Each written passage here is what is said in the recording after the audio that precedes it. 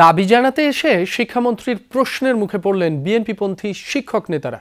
101 সদস্যের বিশাল প্রতিনিধি দল নিয়ে শিক্ষকরা মন্ত্রণালয়ে বৈঠক করতে গেলে মন্ত্রী বলেন, শুধু দাবি উত্থাপন নয়, অর্পিত দায়িত্ব পালনে প্রতিজ্ঞাও করতে হবে।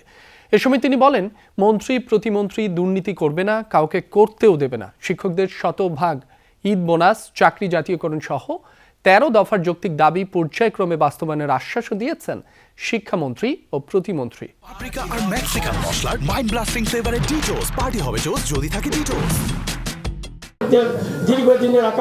সরগরম শিক্ষা মন্ত্রণালয়ের সভাকক্ষ। 101 সদস্য নিয়ে শিক্ষামন্ত্রী ও প্রতিমন্ত্রীর সাথে সচিবালয়ে বৈঠকে বিএনপিপন্থী শিক্ষকদের নেতৃত্বাধীন শিক্ষক কর্মচারী ঐক্যজোট। শুরুতেই জোটের চেয়ারম্যান ও কুমিল্লা 2 আসনের নবনির্বাচিত সংসদ সদস্য অধ্যক্ষ মোহাম্মদ সেলিম ভূঁইয়া শিক্ষকদের 13 দফা দাবি তুলে ধরেন। কিন্তু একজন এমপি কমপক্ষে 3টি শিক্ষা প্রতিষ্ঠানের চেয়ারম্যান যাতে হতে পারে। এই শিক্ষা প্রতিষ্ঠানগুলিতে যদি এমপিরা যদি তদারকি না করে, তাহলে শিক্ষা প্রতিষ্ঠানগুলি হারিয়ে যাবে। 64 জেলায় যদি আপনি একজন জেলা শিক্ষক বিচার দেখাইতে পারেন সত্য, তাহলে আমি শিক্ষক সংগ্রাম ছেড়ে দেবো।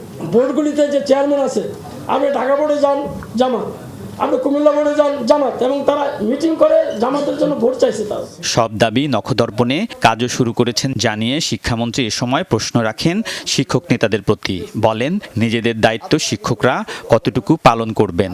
আপনারা কি করবেন, আমাদেরকে কি দিবেন? Vice versa, one hand washes the others. আগে বলেন আমরা দাবি দেওয়া পূরণের জন্য কাজ করে যাব, আপনারা কি করবেন এটা তো একবার বলেননি।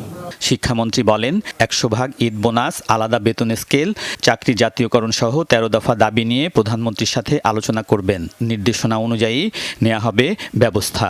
বেতন স্কেলের কথা বলেছেন, এগুলি আমাদের কনসিডারেশন সবকিছু আছে। ঈদ বোনাস ছিল 25%, 17 বছর পরে এই ইমিডিয়েট প্যাস সরকার আপনাদের 25 থেকে 50 করেছেন। আমাদের মাননীয় প্রতিমন্ত্রী সাহেব বললেন, মনিটরি বিষয়গুলো বাজেট অ্যালোকেশনের বিষয় রয়েছে, এটা আমরা পর্যালোচনা করব। আপনাদের দাবি মাননীয় প্রধানমন্ত্রীর কাছে উত্থাপন করা হবে। শিক্ষাক্ষেত্রে দুর্নীতি ও রাজনীতি সহ্য করা হবে না বলে সতর্ক করেন মন্ত্রী ও প্রতিমন্ত্রী। 64টি জেলায় একজনও সৎ লোক নেই, আপনার চ্যালেঞ্জ দিয়ে বলছেন, এটা একটা সিরিয়াস চ্যালেঞ্জ। আমার মাননীয় প্রতিমন্ত্রী বললেন, আর আমার রেকর্ড তো আপনারা জানেন যে আমরা দুর্নীতি করি না, করব না, করতে দেব না। ধরে ধরে স্কুল কলেজ থেকে শুরু করে প্রত্যেকটা অধিদপ্তর, প্রত্যেকটা বোর্ড, প্রত্যেকটা জায়গায় চাপরাশি পর্যন্ত পলিটিসাইজড হয়েছে। এইটা আমরা হইতে দেব না। সেটা যার নামে হোক, সেটা আওয়ামী লীগের নামে হোক, জামাত ইসলামের নামে হোক, যার নামে হোক, আমরা আর বলতে দিব না। শিক্ষা খাতের শীর্ষ এই নীতি নির্ধারকরা বলেন, সাধারণ শিক্ষা, ইংরেজি মাধ্যম ও মাদ্রাসা শিক্ষাকে এক ছাতার নিচে নিয়ে আসা হবে।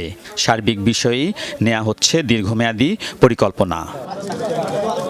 আলমগীর স্বপন, যমুনা নিউজ, ঢাকা।